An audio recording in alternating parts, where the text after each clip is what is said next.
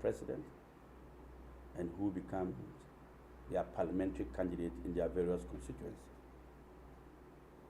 Ghana has come a long way.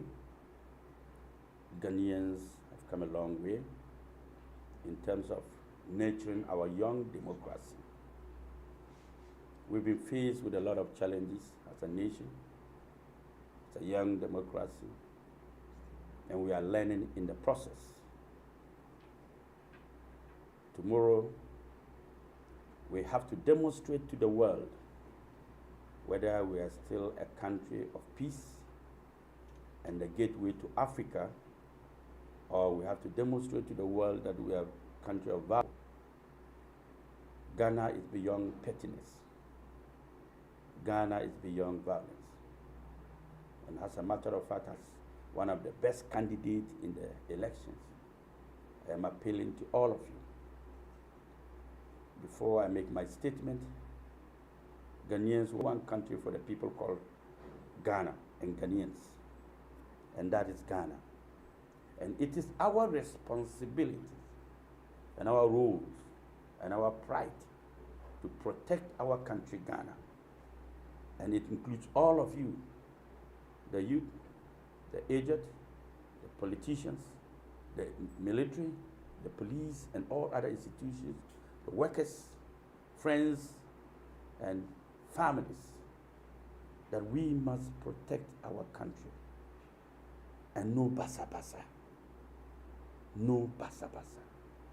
Do not be used by any political leader to turn you into attack, to cause trouble, and destroy the peaceful country we have all lived in.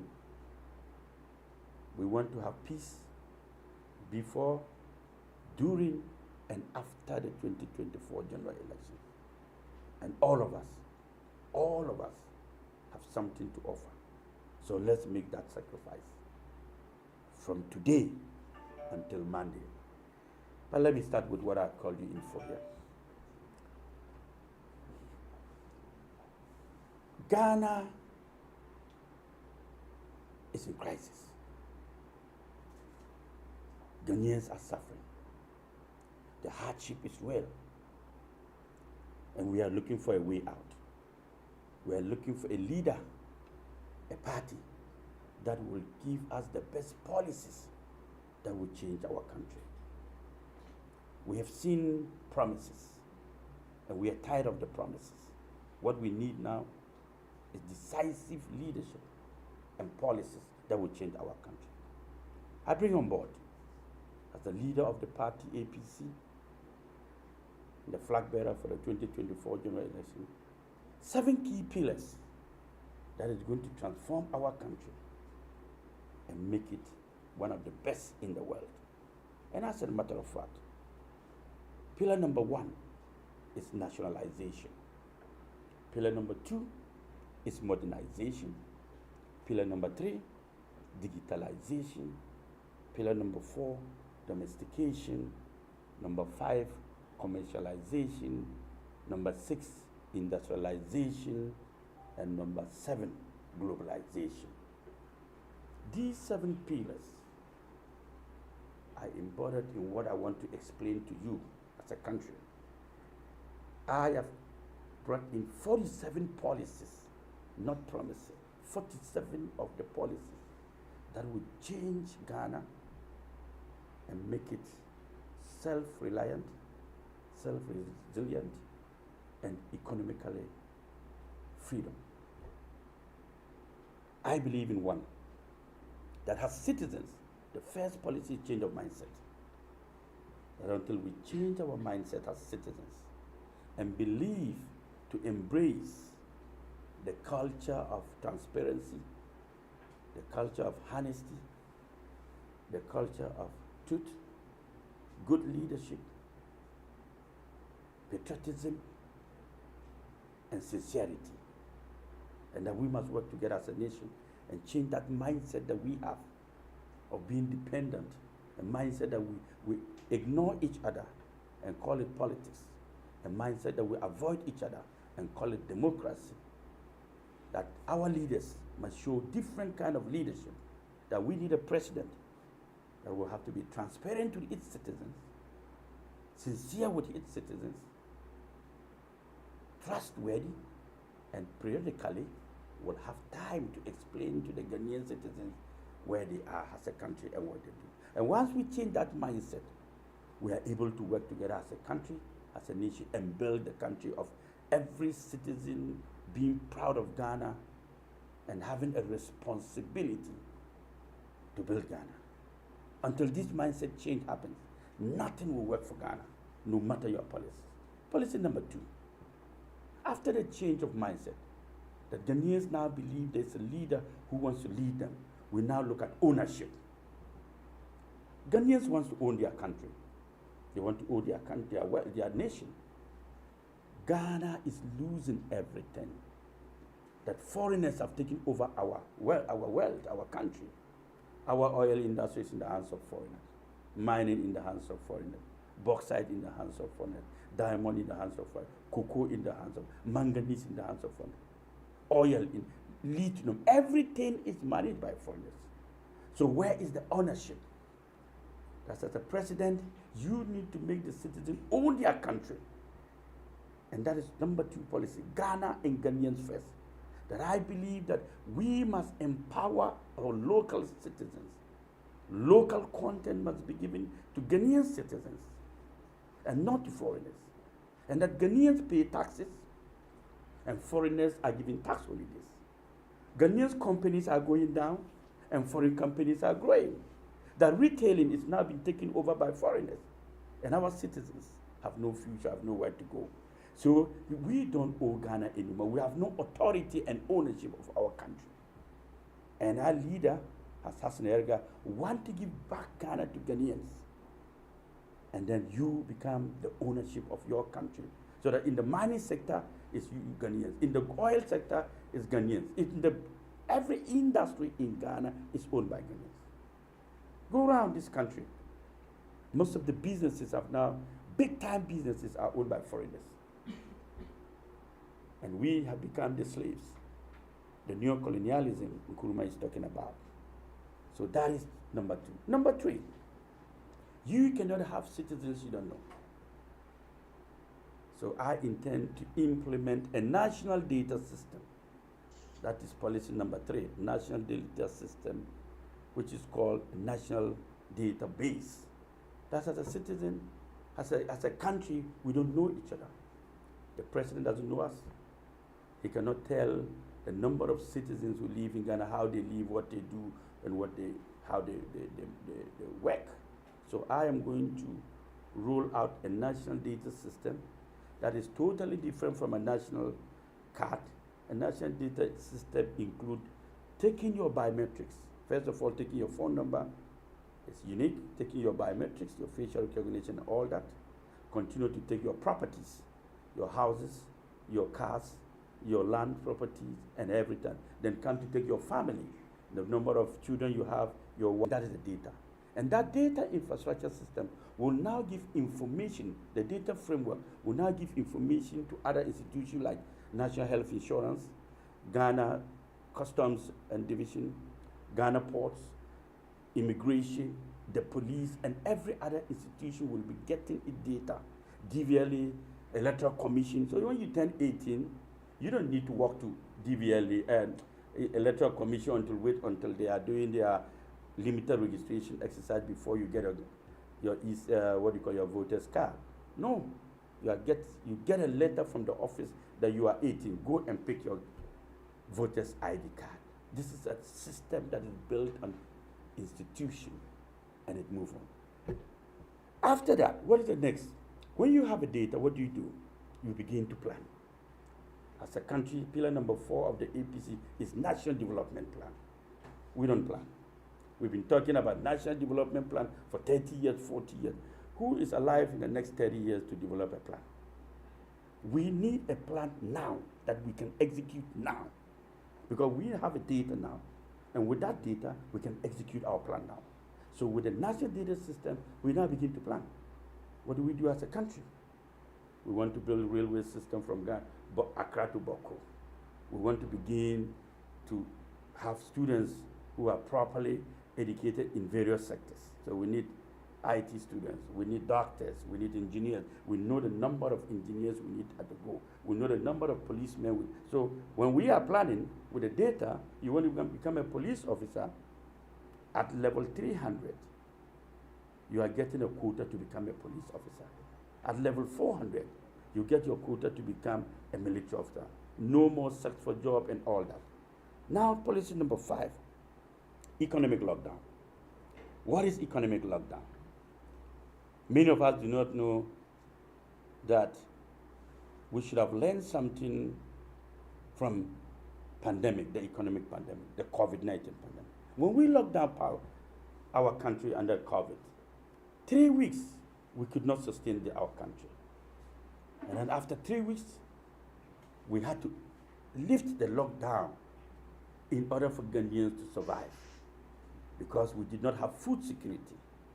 What our country did not learn, or what our leaders did not learn, was that we had issues with food security, and that we could not sustain our country if the lockdown had continued. And for that matter, I am opening what is called economic lockdown to build this country not to become a dependent nation anymore, but to become a self-reliant, self-sufficient economy. So the purpose of the economic lockdown is to begin to produce, manufacture, and industrialize.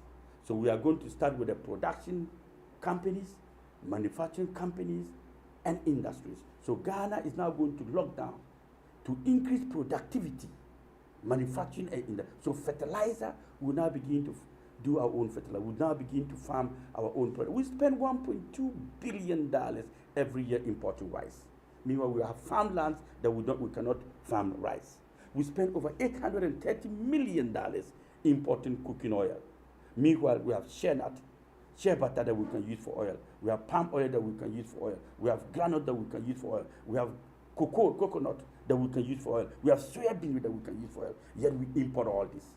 So what it means is that we are not focused. We don't have the vision. Those who lead us do not understand economic governance. There's a difference between governance and economic governance.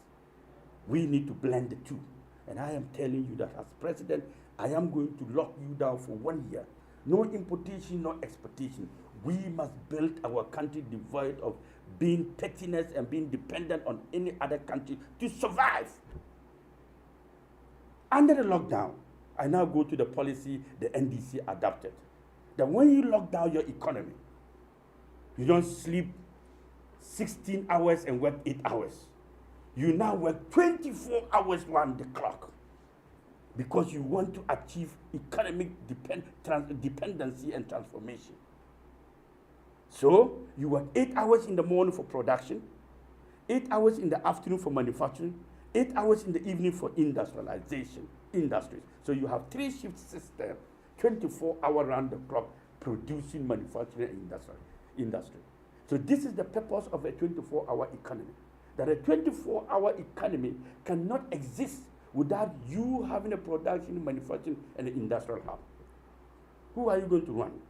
When you run 24-hour economy, as a country, our labor force cannot sustain a 24-hour economy. So what we need is to import labor from other countries, various countries, Burkina Faso, Togo, to be able to run the 3-shift system. Because the 3-shift system means that you are dividing your workforce into 3 groupings. So you have a workforce of 900 workers, 300 in the morning, 300 in the afternoon, and 300 at night, to have a perfect productive level and increase productivity at all levels. And the city become vibrant day and night. And everybody will be busy. This is the purpose of a 24-hour economy. So those who cannot explain well should listen, and those who do not understand should listen. NDC is struggling to explain, and MPP is struggling to understand.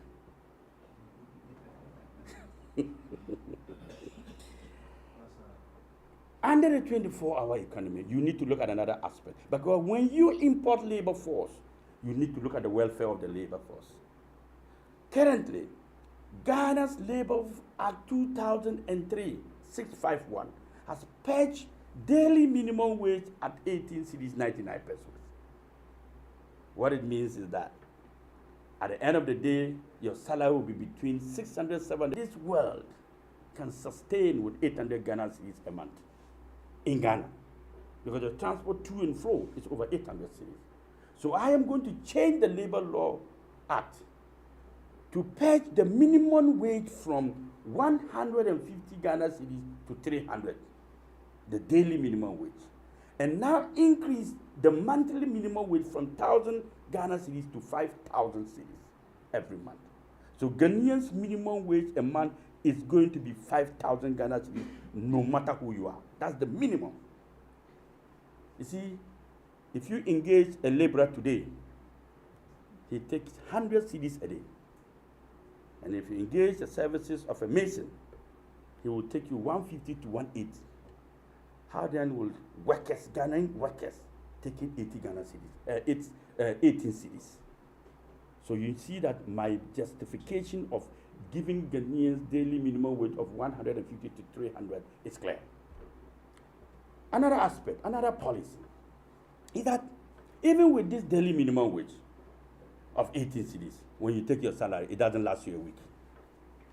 So what I intend to do is that I am going to change the salary structure, that instead of Ghanaians taking every month's salary, listen very well, instead of our citizens taking 30 days salary, I am now going to reduce it down to 2 weeks. The Ghanaians will now be taking every 2 weeks salary, which is called a bi-weekly salary. So from now, when I become 2 weeks salaries, so which means that the daily minimum wage for 2 weeks salary is going to be what? 2,500 Ghana cedis. In order to continue to increase productivity, there's one thing that kills our country and our citizens: high cost of doing business, high cost of goods and services in the market. Every product in Ghana is the most expensive in the world. Every product. Your phone is the most expensive in the world. Your laptop is the most expensive in the world. Your watch is the most expensive in the world. Your keyboard is the most expensive in the world. You know why? Because even at the production level, the price we pay as Ghanaians is 3 times the cost of its original value from wherever it is being manufactured. And our people say that they were going to move, the current government and other government were going to move from taxation to production, and they never did. Now what is killing us is duty. Duty. Because of duty, prices of produce and products in the market is the most expensive in the world. Your car is becoming the most expensive in the world. I bought a car for $10,000. I cleared it for $40,000. You can imagine. All of you are having the same problem. So now our pots are empty because the cost of doing business and bringing in goods is too expensive. So I am going to run a duty-free economy. So that is the policy. Duty-free, no more duty of anything in Ghana as president. Because duty is killing us, it's killing the manufacturing company, it's killing the industries, it's killing the production company. So now we don't produce anything. Going forward, another cost that item that makes us run into debt and cannot manage our country is high cost of electricity. High cost of it. Our meters are reading more than we are consuming. So you are paying for electricity that you are not consuming. So what am I going to do as President Hassan Ayariga? I will take off your meter, no more meter. I am going to run a country of flat rate and no more meters. Fixed rate. So every house in Ghana is now going to be paying a fixed rate. So you cannot do illegal connection. And because I'm giving you a fixed rate and it's a moderate rate, you will be willing to pay. For instance, this house, this office is a 3-bedroom. So every week I'm paying 100 cedis. Every 2 weeks I'm going to be paying 100 cedis. So a monthly salary ECG for this house will be 200 Ghana. For a shop, kiosk, container, office, barbering saloon, saloons, and all those offices, containers, their monthly fixed rate is going to be 50 Ghana. And 50 Ghana is going to be your fixed rate for your ECG and water. We cannot be in a country where our government is killing us more than we want to live. Going forward, Ghanaians are complaining of jobs. The youth are complaining of jobs. The women are complaining of jobs. Under my policy of production, manufacturing, industrialization, I am going to establish nationwide job centers in every district. Every district of Ghana, there will be a nationwide job center. So there will be job centers in all the districts.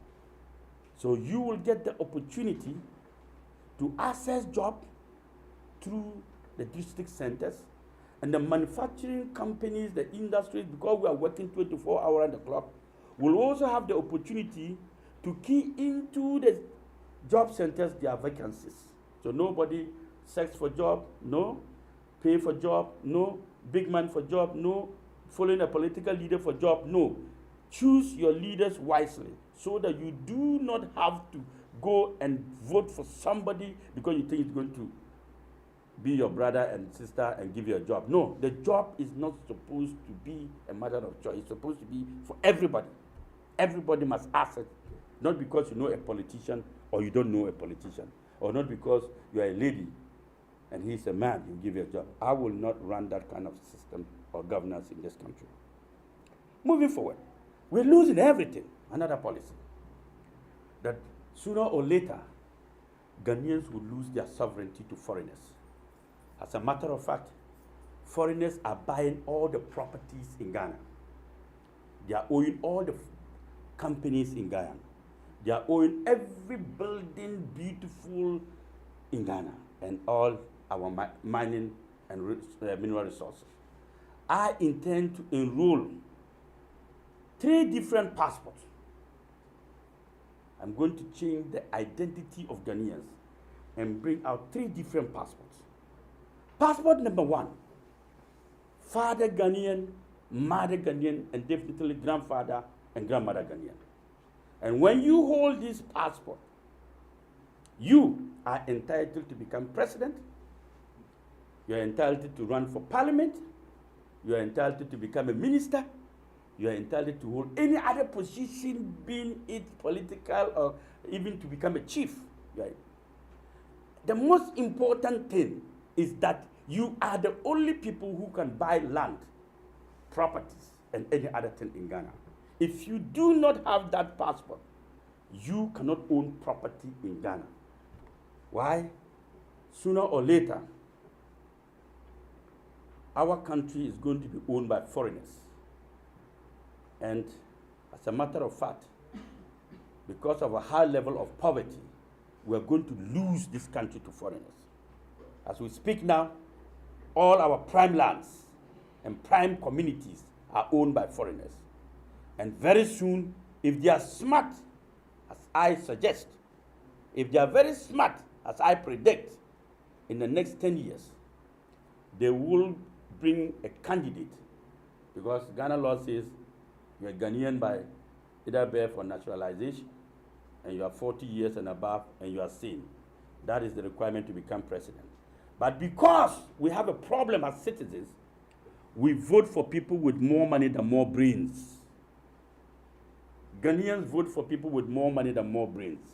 And because we vote for people with more money than more brains, any foreigner who happens to have money and has naturalized as a citizen can easily become president. That is the only thing that is left for us as citizens. Every other thing is gone to the foreigners. I want to protect the sovereignty of this country for your son, for your grandchild, and for your great-grandchild. So all those who naturalize and hold a Ghanaian passport cannot run for president, cannot become a minister, cannot become a chief, is not entitled to buy property in his name or own property in his name.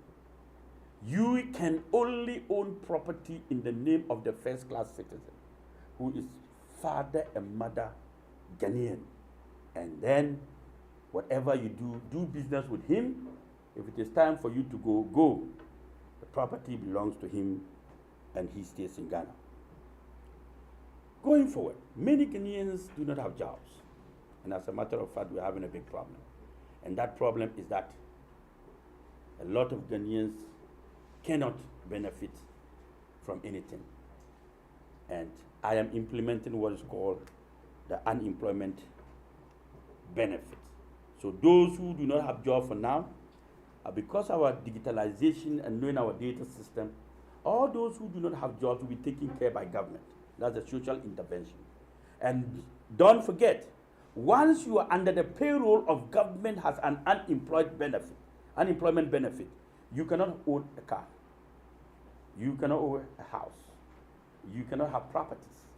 We will take care of you as government, but until you sell those properties and consume it, you will not be entitled to my policy. Be careful. Don't think I'm joking here. So I'm not. Then going forward, after making sure that we have free duty, free port, no taxes, one important aspect, I am going to implement what is called price control and guarantee system. No more free market. Because when you give them free port, free duty, flat rate for electricity, they will produce at a very low cost. And some businessmen and retailers will want to take advantage of that. So what I intend to do is to enroll what is called price control and guarantee system. That means that every commodity in the market, the prices of those commodities will be determined by government and the producers, or the retailers, or the manufacturers, so that you do not increase the price of goods anyhow, so that we are able to cushion the system. We go to mining. The famous mining problems, Galamsey, the famous, our destruction of our water bodies. As president, one thing is clear, that no institution, let me repeat, no institution will mine under my government. No large scale, small scale, medium scale, or Galamsey. No. Mining will only be the state who have the authority to mine. I am going to close down all mining facilities and institutions and mining, what do you call them, companies, and do auditing into it. All those mining companies that have destroyed our water bodies, our farmlands, our trees, will pay a penalty and will reclaim those lands.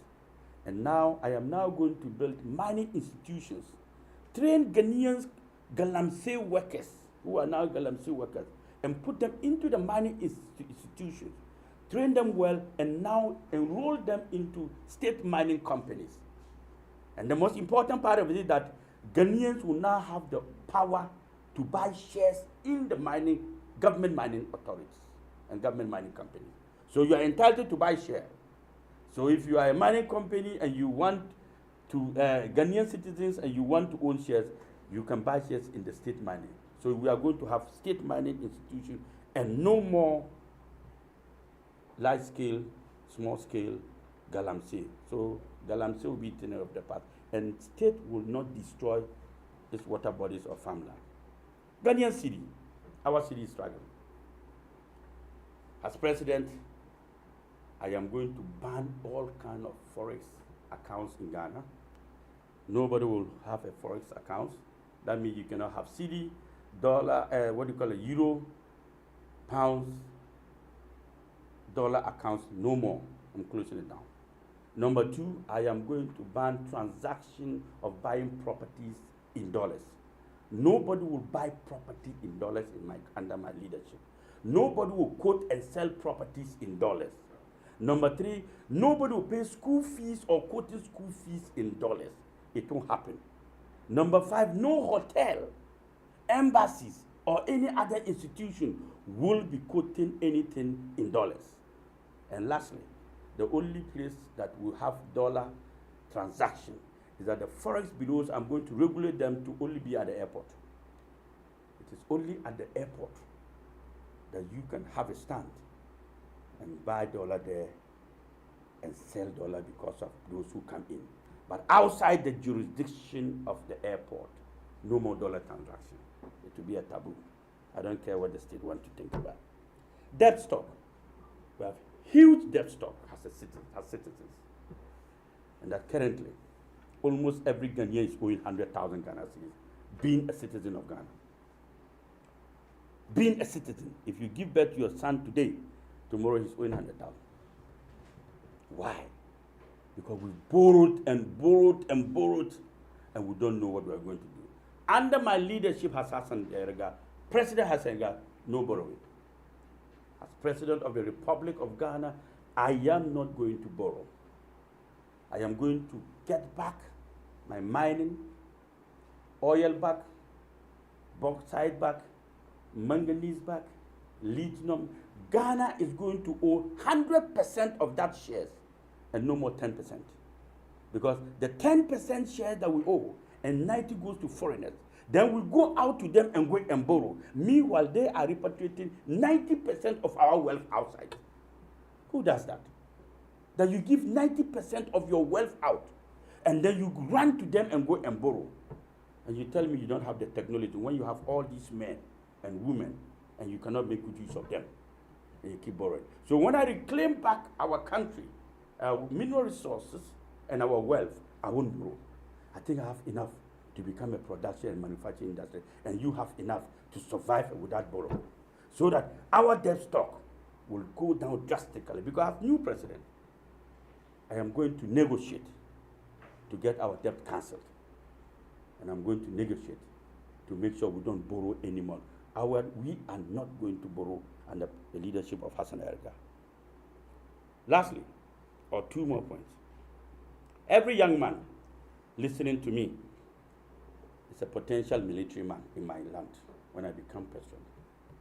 Every young man will go for 1 year military training to instill discipline in our society and make sure we are ready to protect our country at all times. Ladies, it's an option. If you want to go for military training, it's an option. But every young man from 18 years and above will get military training 1 year. This is compulsory. But for women, it's an option. We need to begin to build our country against any threat in the world. And that military training is to empower all of you and train you to be ready for all kind of calamities, all kind of pandemics, all kind of war, that our youth are ready to defend their nation, and our youth are ready to be disciplined and know how to behave in our country. Lastly, the most important 4 factors. I have 47, but I do not want to burden you because tomorrow we are voting. I have 4 issues. The 4L. Clean the nation. Under my leadership, Ghana is going to be the cleanest city in the world. No more gutters, open gutters. I'm going to make sure. No more bad roads. There will be bins everywhere. Our students and children will be trained on sanitation laws right from primary, nursery, basic, and to universities. And we must begin to clean every part of our country. It's job. Job cleaning is also an opportunity. It's a cause. Then, light the nation. Ghana is too dark. Every street of Ghana will have street lights. And in all the districts, in all the communities. Because I'm going to enroll 3 different kinds of power. Solar, in the northern sector, part of Ghana, which is free. Wind wheel in the coastal area, which is free. And hydro in areas where we have water and this. Why are we not harnessing the power of sunshine and wind wheel free of charge? And we are increasing tariffs every day. Flag the nation. Every household must be proud of its nation, Ghana. Get a small flag, like outside that you see Ghana flag. Flag your country to show your level of patriotism and love for your country. That every day you come out of your house, you know you are responsible for the country called Ghana. And you should be proud of it. And on my honor, you should do everything right to defend and uphold the laws of Ghana and make it the nation you want it to be. Americans are doing it. They have flags all over their country. It reminds them of their what? Their responsibility to their nation and to their fellow Americans. You must have that in your mind. That is a responsibility for you to protect the sovereignty of this country and not to sell Ghana out and call it PPP or whatever. Ghana cannot be sold out. No. Green the nation. Climate change, we're losing everything. We are cutting down our trees. And we just plant flowers. We are not beautifying our country. Look at Tetequashiro and about. Just go there and look at the place. I don't know whether it looks like a cemetery or it looks like a desert, when we could have decorated that place with beautiful flowers. Look at our middle of the roads in Ghana. No flowers, nothing. Look at motorway. Terrible. We do not modernization under my 7 policy. We are not modernizing our economy. We are not. We see everything okay because we are used to it. We don't see fault with our country because we live in it every day. We assume it's normal. But when you keep doing wrong things for all the time, for a very long time, you see it as normal. You don't see that wrong anymore because you are used to it. You keep voting the same parties, so you don't see that we should change. You don't know that we should change. So now all of you are going tomorrow, I'm going to vote NDC and MPP. Come on, guys. Are we serious? Haven't we learned lessons from NDC and MPP? Even if they are paymasters, must we continue to salute people who do not work? You come and look at the roads. Just look at the road. This is Accra, the capital town, the capital city of Ghana. Are you proud? Are you proud to call this your country? All of you here, most of you have traveled to many other cities. Don't you see cities? So media, it is your responsibility to ask hard questions. Don't allow them to get away with it. So tomorrow, make that decision and let them know the pain in you, that you are not happy with the governance system. Demonstrate it by voting them out and not recycling. Change is a key to new life.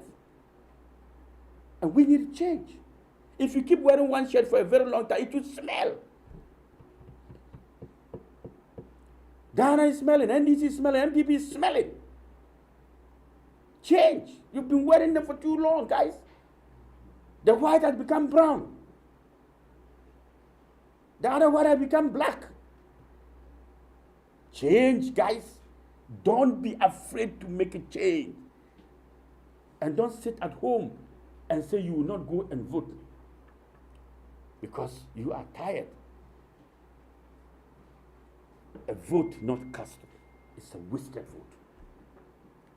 A vote not cast is a wasted vote. Because when you refuse to go out and vote, the die-hard members of the NDC and MPP will go out and vote. And this election now becomes, listen very well, if you don't go out and vote, the vote will be determined by the number of die-hard NDC members.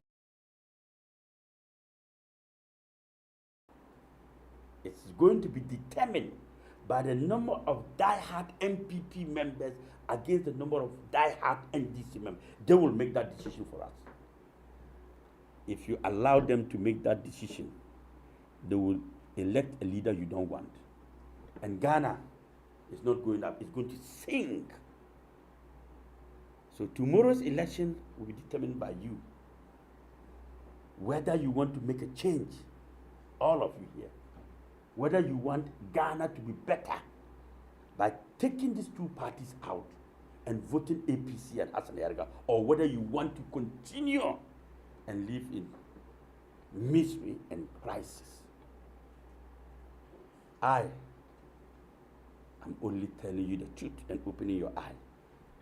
But you must make that decisive decision. Don't forget, one thing the NDC and MPP would not like to see is you, the elite, going out to vote. You know why?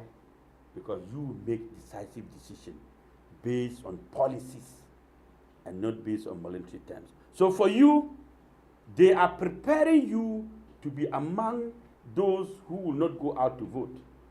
So that for them, no matter how rich you are, no matter how learned you are, no matter how intelligent you are, no matter how powerful you are, your vote is one. So why waste my time on an intelligent, powerful young man who is now going to be asking me questions? Let me ignore him and go to the street. Go to the Kayayu. Go to the laborer on the street, the mason on the street, and say, Charlie, Manusikana and Tumaya. Simple. But then, the laborer decides your future. The Kayayu will decide your future. The beggar on the street is going to decide your future. But you, the learned one, instead of deciding their future, you allow them to decide your future. So who's? So ladies and gentlemen, there's going to be serious voter apathy this year because many Ghanaians that I've gone around to talk to are saying they don't want to vote. And I pray that they come out. If not, we are going to record huge voter apathy in 2024.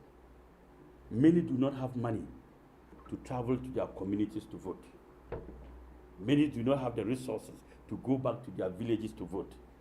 So there will be huge, even it has been demonstrated by the special votes. Go to the special voting and see. And then you will see there are places where over 500 people who are supposed to vote, 200 came out.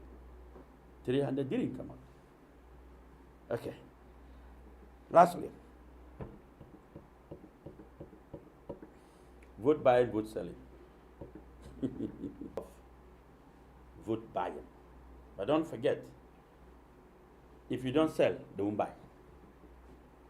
So in as much as the citizens are selling their votes, the politicians are buying. So let us not blame the politician for buying the vote. If you don't sell, they won't buy. So stop selling your votes. And don't stop buying. So tomorrow, as tonight, as you tell this story of Hassan Ayariga and the APC, I am asking Ghanaians to stop selling their votes and vote wisely. Vote with your conscience and not with your pocket and stomach. You eat it one day, but you wait for 4 years to eat again. Vote for a leader that will transform you 4 years and not the one that will starve you 4 years. I thank you very much for coming. And any question, I am here to answer. Thank you very much. APC. Power to the people. APC. Power. Yes. I have one question. Let's stop the recycling and go for the APC. I need a Questions. I left my pen in there. Take 3 questions. Yes. Yes. Go ahead, please. Your name and where you're coming from. This one. Yes. Your phone. All right. Thank you. All right. Okay. Thank you. Oh, yes. Welcome. I've got one from GS. Yes. Yeah. Your question. Good afternoon. Yeah, my name is Joseph Ojumo. I write for Joseph. Joseph Ojumo. Okay. I write for The Difference. The difference. Newspaper. Your question. Yeah, my question, just 2 questions. One for all your program and policy way perfect. Thank you. But at Ghanaian, I'm ready for you to lead them. All right. Secondly, looking on your policy or your passport, father, mother Ghanaian to own all assets to belong. What of those of dual citizen? Maybe I'm a Nigerian and my mother is Ghanaian, so I can't own the property because we are under Commonwealth and we are in a global that if you are trying, every people to be Ghanaian. So what of you? That's half. Yes, you We all, Those who are half-half. yeah, we Okay. all immigrants. If you told us, maybe you're from Nigeria. I know. Which part of Nigeria are you from? I'm from Delta State. I grew up in Kaduna State. Okay, see now. I went to, but I didn't buy property in Kaduna. Yes. I'll come to you. Yes. Good afternoon. How are you? Your name? Metro TV. Go ahead. I have 4 questions. No, 4 is too much, but I'll take it. So, on the economic lockdown, Yes. aside from, I was wondering how prepared Ghana is for a 1-year economic lockdown, Okay. taking into consideration pharmaceuticals and all that. Yeah. Also, on the duty free, Yes. I just wanted you to explain further who exactly benefits from the duty free. Okay. Otherwise, with the government not losing taxes, that could be used to develop the country. Okay. On sovereignty, Yeah. I wanted to find out then what then would be Ghana's international relation with other countries if these strong sovereignty policies are Mm-hmm. And then the last one is during the special voting, Yeah. I was opportune to go around and I didn't see at least for the 4 polling stations I went to, I didn't see party agents for APC. Okay. Going into tomorrow, what is APC's plan to safeguard their participation? All right. Okay, so let me answer these ones. First of all, Joseph, are Ghanaians ready for me? Joseph, you answered the question. Said my policies are the best. Are you ready for me? I'm just saying. No. But it's going viral. You see, gradually Ghanaians are becoming descending. And they are opting out of the NDC and MPP. But instead of opting out to go for a third force, they are opting out to be adamant and sitting down quietly, which is another problem. They are supposed to opt out and then look for candidates that have the best policy, like Hassan, to then adapt, okay, and vote for the third force. The last survey I saw, Max 27.6%. John Mahama came second with 24. Baumia came third with 18. Alan came fourth with 12. New Force came fifth with 8. I'm sure most of you saw this, right? This is showing that the youth of this country are becoming descendants. And sooner or later, the NDC and MPP will not have future. So if you ask me, are Ghanaians ready for me? The question is yes, and the question is no.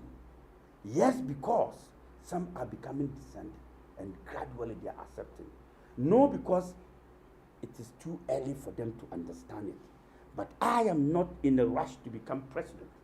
I am in a rush to change Ghana's crisis and solve Ghana's problem, rather than being in a rush to be Ghana's president. So if these problems can be implemented by any party, I will go and sit down and drink my tea and coffee and enjoy my wealth. But if they are not, I will push harder until I take it and change it. Well, I'm glad you're a Nigerian half, but you're not a Ghanaian half.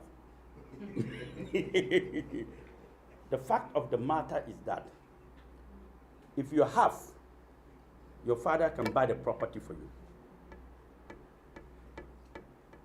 in your name, because your father is full Ghanaian. So you get the benefit for that. Look, my brother, you're a Nigerian. Nigeria is about 300 million people. The Nigerian market is one of the biggest in Africa.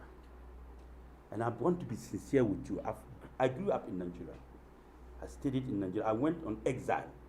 When Rawlings made a coup, my father had to take me and run out of this country. My father was then a minister and a member of parliament for Limam's regime. And we had to go to exile to go and live in Nigeria. So I grew up partly in Nigeria and partly abroad. The Nigerian market has been taken over by foreigners. True of us. I want you to answer. Huh? Come again? It's true. Gradually, if you do not implement this policy, you're going to lose your country to foreigners. I am not implementing it for myself. The sovereignty thing, I am doing it for our future generation. Because we are supposed to be protecting them. And we are leaving them. We are giving their nation to somebody else. So when it gets to their turn, they will have nothing to live on. By that time, they will curse you and I in our graves. For giving out their wealth to somebody else. So it's not every leader who thinks like me. No, the NDC people, they don't even understand this kind of policy. They won't understand. Tell them, they will say, oh, Ayariga doesn't know what he's doing. But they don't know what they are doing. To Europeans, to Americans, to Canadians, to Chinese, and taking what? Peanuts. Today it's peanut. Tomorrow the value will go up and you come buy. Let me tell you a story. One of my uncles in Boku, where I come from, keeps selling his lands to the neighbors around, the people around, the other tribes. My uncle called him and said, Alaji, why are you selling the properties of your children out? Tomorrow, they have to go to different communities to buy land and become what? Foreigners in that community, because you have sold their property out. You know what he told my uncle? That when the children grow, they should go up the sky and sell them. You know what my uncle told him? Oh, that's a good answer. Then you to now go up and sell and leave the one down. So you see, my brother, I'm not against you as being a foreigner, but I love my son. I love my grandchild. I love my great-grandchild. And I'm the one to protect them because it is my time to protect them. When it gets to their time, they will protect the others. And if I allow you to take it, what is his future? Today he cannot buy land, but tomorrow he can. And what will be the land? Foreigners have taken. I'm telling you guys today, be serious about it. Don't go. The first one, you are not going out, you are not going in. You assume that this Ghana is the only country in the world. And how do we survive? If we lock this room now, and somebody locks here and say we should go out, we'll find a way of going out. But if they don't lock the room, we'll all pass here. So we must begin to use our brains to begin to change our consumption pattern and the way we dress and the way we behave, to build our country that must suit us. We cannot be dependent on every country for survival. We cannot be dependent on other countries for minor things that we can produce like food, rice, oil, toothpaste, shoes, these things. We can. All these young boys are very intelligent boys. Locked in no job because you have not trained them well. You have not given them opportunities. You have left them to their fate, so they'll go and bet. Today our youth are all betting. Even our girls are betting. Am I lying? Huh? And the bigger parties, all they know is that when they come, they will pull out the betting taxes so that they can continue to bet and become gamblers. How can you train your future leaders in this manner? How? Why are we doing this to ourselves? When we should be training them by this time to say that made in Ghana phones, made in Ghana iPads, made in Ghana computers, made in Ghana cars, made in Ghana motorbike. Our youth like motor, riding and buy cars, what do you call it, drifting and all that. What do they do? The only thing now they do is to produce girls. They are changing girls from one girl to another. That's all. This is what we have given. If you cannot train your son to be better than you as a father, you have failed. Hassan, quote and unquote. You can make it a quotation from today. If you cannot train your son to be better than you as a father, you have failed as a father. And if Ghana, you, all ye young men, cannot be better than us, then we have failed you. You talk about party what? Who benefits from the duty-free? Government benefits from duty-free and you equally as citizens. Because you see, government is not, what word should I use? When I say not sensible, it's an insult. But government is not, government is not thinking right. Look, you impose huge taxes on the very commodities that will help reduce the cost of doing business. So when those goods come into the market, instead of the price of rice selling at 5 cedis a kilo, now rice is selling at 50 cedis a kilo because of your duty. So Ghanaian citizens are paying huge prices for a cost 1 kilo of rice because you have increased the duty at the port. So you are making their life, the suffering more intensify, hardship intensify because you have put huge duties on it. Now, what happens is that, one, your citizens are buying high goods, inflation is coming. Number two, high cost of produce, people cannot survive, hardship is coming. Number three, production companies cannot produce, they are running out of business because the cost of doing business is too much because of the cost of raw materials. This is the policy. I say no more duty, and you think I'm losing revenue. I am not losing revenue. I am gaining more revenue. This is how it's going to happen. So, one, I said, take out the duty component. I take it. Now, instead of this being sold at 50 Ghana cedis, it comes to Ghana with no duty. So, it now be, they are going to sell it at 10 cedis. First of all, your citizens are not paying high cost of the product. Your production companies are producing more, and now they are buying more. So they are increasing the tax component at the production level. So you are now getting more taxes when many companies are existing and producing. Because when you lift the tax, the duty from here, there are going to be more companies at the production level, manufacturing level, and industrial. And they are giving you what? Revenue. Which revenue would you like to take?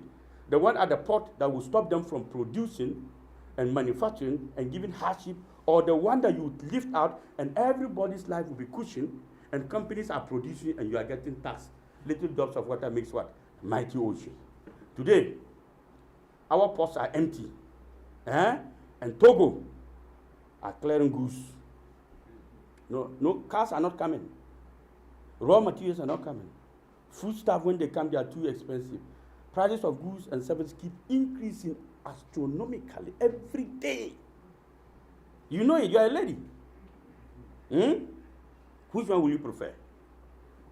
This is now the question to you.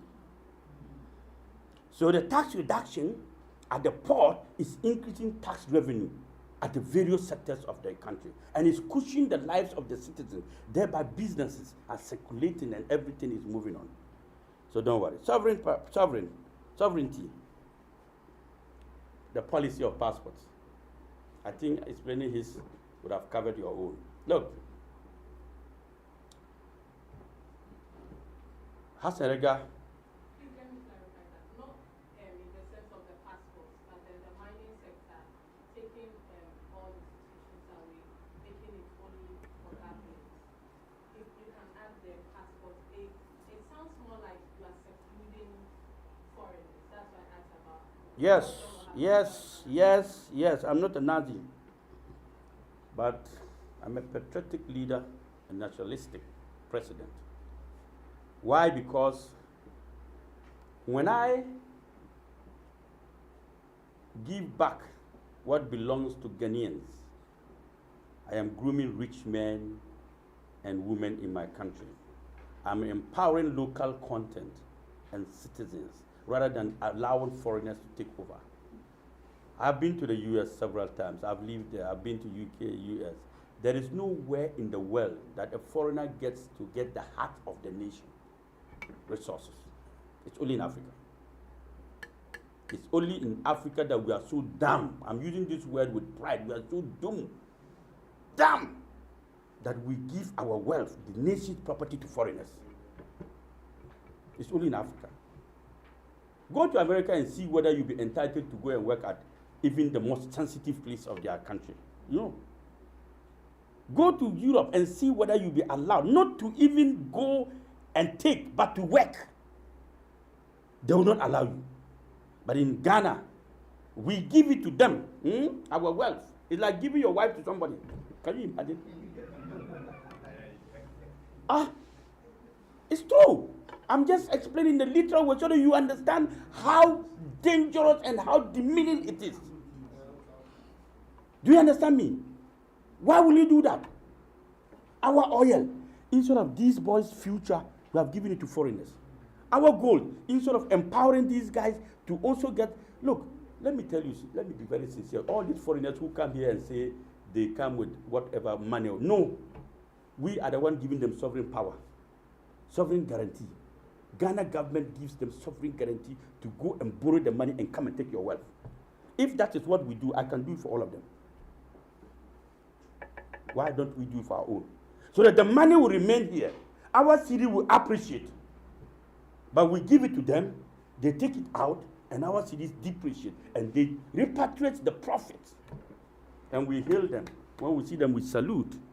We see them driving today. You see the Lebanese guys and all. Now they can drive in Ghana, raise their motorbike, misbehave, insult soldiers, insult police, bribe them and walk away. Come on, come on. Not under my leadership. You dare not. No. We are too weak. Our leaders are very weak. Ghana is becoming nothing for everybody. What do you mean? Are we serious? You people are taking this country for granted. Who is the president? Is the president serious? Do you know you are ruling the country, or you think you are ruling a bamboo tree?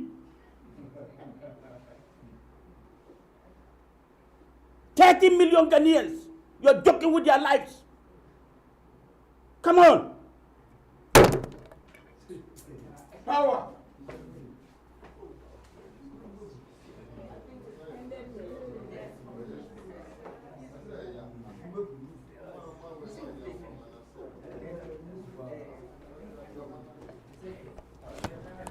Ntiabusa ohwa Hassan Ayariga ni gbefu papa say because of sama I say Ghana for no pain from the Ghana for the agro.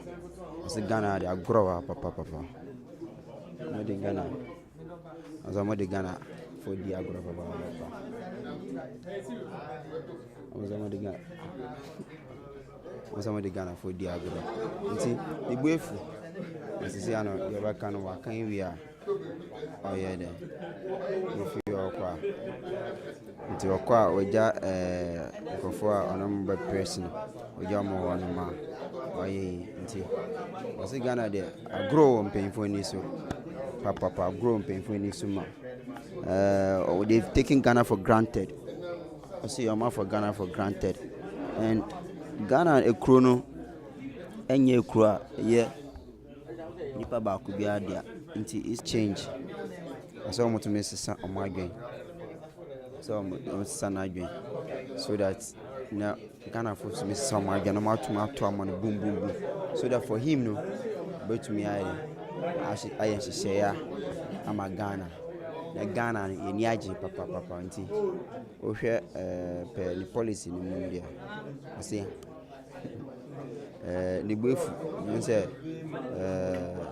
doc gbefu nti o hwe doc ni gbefu nti okọ doc ni gbefu nti okọ nti I say Ghana kuro no ye youth no de agro ye ni so ankasa youth na agro ye ni so ma I say yempe adepa bisa nti right now ono no utimi ade aboa ono the plans ono wa Ghana no I say you know omuhu sa preach about peace I say ono so about duty free need about it so they will not be want to me and about campaign youth know the people in the country know about campaign omo go them and they will be making sure say like this lockdown what lock them down he use the word lockdown he will lock down the people so that the people or eduane ni bibia said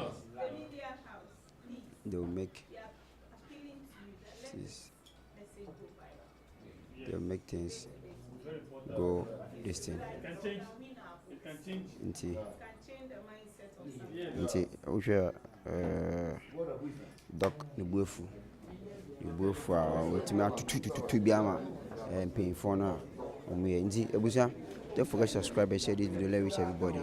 This Daily Watch TV, they meet Dr. Hassan Abdulai Ayariga APC presidential candidate. Meeting the press until with the team is the policy of Dr. Ayariga. I can't also they all kind of I can't until omate ne ka wo o say Ghana mpemfo no agro mani so na youth so agro so wo mani so kan sanka he is the best person na so mutumi to abama no ba all the same ye be sibia no ye di asidama nyame nti ebusia